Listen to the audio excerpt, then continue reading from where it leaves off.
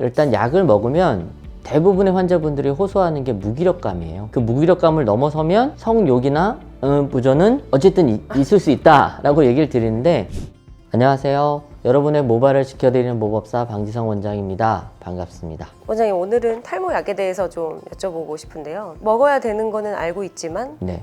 먹지 못하는 분들도 많고 남성의 자신감에 큰 타격을 입힌다. 일단 약을 먹으면 대부분의 환자분들이 호소하는 게 무기력감이에요. 그 무기력감을 넘어서면 약간 성욕이 떨어진다든지 아니면 진짜로 이게 잘 뭐가 안 된다든지 이런 얘기를 하시거든요. 비뇨기과적인 질환으로 대처해야 되는 경우도 있거든요. 성욕이나 부전은 어쨌든 있을 수 있다라고 얘기를 드리는데 일시적이에요. 진짜 한두 번이에요.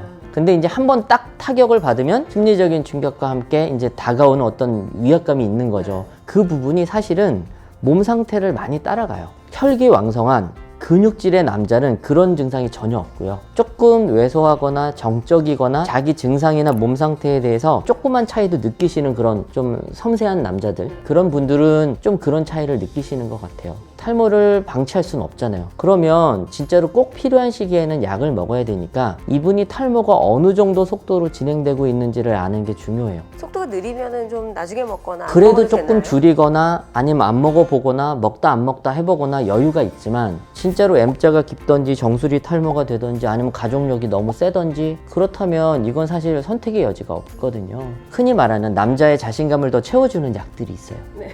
그런 약들을 같이 먹어요? 복합 처방을 해서 그렇게 같이 드시도록 먹어도 괜찮나요? 상관없어요. 오히려 그걸 권하는 병원도 있습니다. 저는 그래도 비뇨기과 진료를 보시도록 권하거든요. 아니, 그리고 걱정만 해도 전 보내요. 근데 다녀오시면 피드백이 이거예요. 나 괜찮대요. 심지어 좋다는 얘기를 듣고 자신감에 차서 오는 경우가 많아요.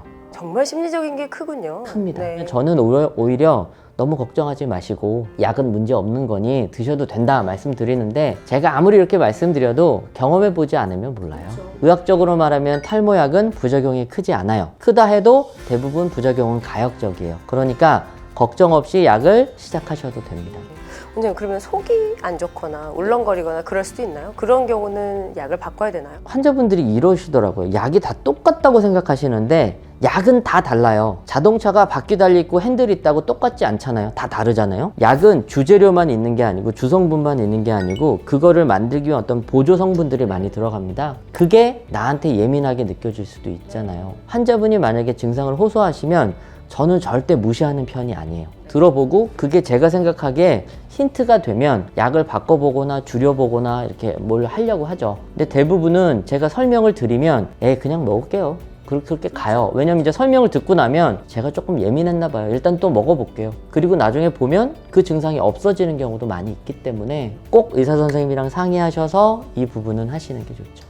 모발 이식을 해도 약을 계속 먹어야 되는 것으로 알고 있는데, 그러면 약을 안 먹으면 모발 이식 효과가 떨어지나요? 그거는 모발 이식을 어떻게 했느냐가 중요할 것 같습니다. 모발 이식을 할 때 기존에 있던 부위까지, 경계 부위까지 이식을 했고 이분이 탈모 속도가 높지 않고 약을 꾸준히 먹어서 어느 정도 보완 효과가 있었다면 솔직히 약을 1, 2년 안 먹어도 미용상 차이는 없습니다.